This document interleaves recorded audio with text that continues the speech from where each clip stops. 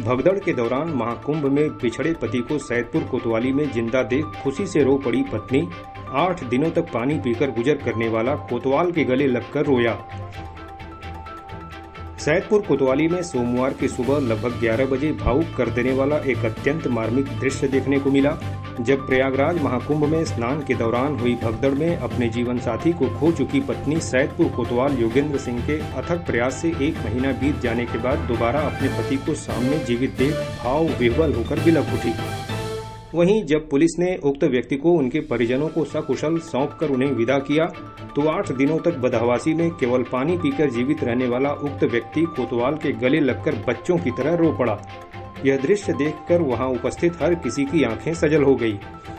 परिजनों ने जाते जाते कोतवाल सहित सैदपुर पुलिस और उन्हें कोतवाली पहुंचाने वाले युवक रवि सोनकर को जी भरकर आशीर्वाद दिया और आभार जताया।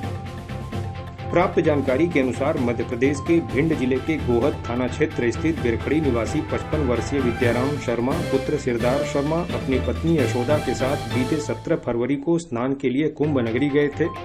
उनके साथ उनके गांव से पूरा जत्था बस में सवार होकर वहां पहुंचा था। इसी बीच स्नान पर्व के दौरान वहां भगदड़ हो गई। घटना के दौरान मानसिक रूप से अस्थिर विद्याराम शर्मा का साथ पत्नी से छूट गया। रुपए, कपड़े इत्यादि सामानों का बैग यशोदा के पास था। बिछड़ने के बाद पति की उन्होंने 4 दिनों तक तलाश की, लेकिन न मिलने पर वो वापस घर चली गई। बाद में परिजनों के साथ फिर से महाकुंभ गई, जहां यशोदा के भाई और दामाद ने 15 दिनों तक रुककर पति विद्याराम की हर संभव तलाश की, लेकिन काफी प्रयासों के बाद भी जब वह नहीं मिले तो मेला क्षेत्र स्थित थाने में गुमशुदगी की रिपोर्ट दर्ज कराई। इस बीच काफी लंबा समय बीत जाने के बाद भी उनका कुछ पता न चलने पर परिजनों ने उनके जीवित होने और वापस लौटने की आशा छोड़ दी थी। वहीं विद्याराम के मन में भी अपनी घर वापसी की आशा धूमिल हो गई। इन सबके बीच विद्याराम किसी ट्रेन में बैठ गए और मुंबई पहुंच गए। विद्याराम ने बताया कि किसी के सामने हाथ फैलाने की वह सोच भी नहीं पा रहे थे। इसी के चलते वो 8 दिनों तक बिना कुछ खाए केवल पानी पीकर रह गए। बाद में फिर से भटकते हुए यूपी वापस आ गए।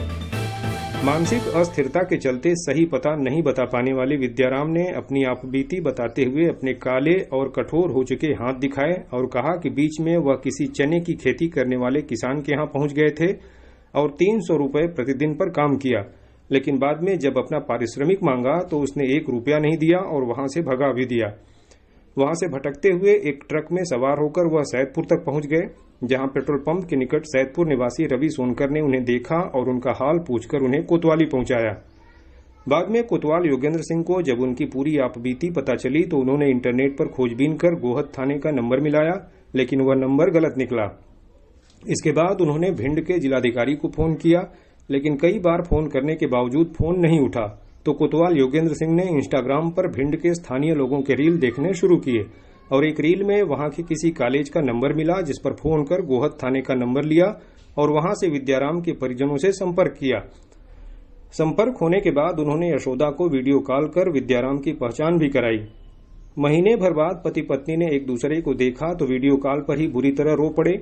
इसके कुछ ही देर बाद यशोदा, उनका दामाद सौरभ शर्मा और यशोदा का भाई पूरी रात कार से चलकर 700 किलोमीटर की लंबी यात्रा तय करते हुए सैदपुर कोतवाली पहुंचे। पत्नी को सामने देखकर विद्याराम का गला अवरुद्ध हो गया। वहीं पति की हालत देखकर यशोदा भी रो पड़ी।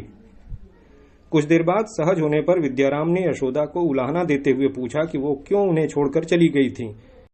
इस दौरान परिजनों ने बताया कि सभी ने मिलकर इस 1 महीने में उन्हें चित्रकूट, इटावा से लेकर कई जिलों में ढूंढा, लेकिन उनका कुछ भी पता नहीं चल सका था, जिसके चलते बीती होली भारी मनहूसियत में गुजरी।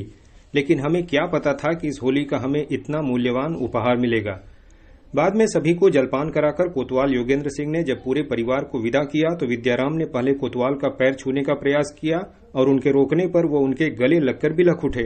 पूरे परिवार ने सैदपुर पुलिस का आभार जताते हुए कहा कि यदि कोतवाल का रील देखकर नंबर निकालने वाला आइडिया और उनका परिजनों तक पहुंचाने का प्रयास नहीं हुआ होता तो आज भी विद्याराम भटक रहे होते। विद्याराम ने भी सिसकते हुए कहा कि वो परिवार से वापस मिलने की आशा छोड़ चुके थे।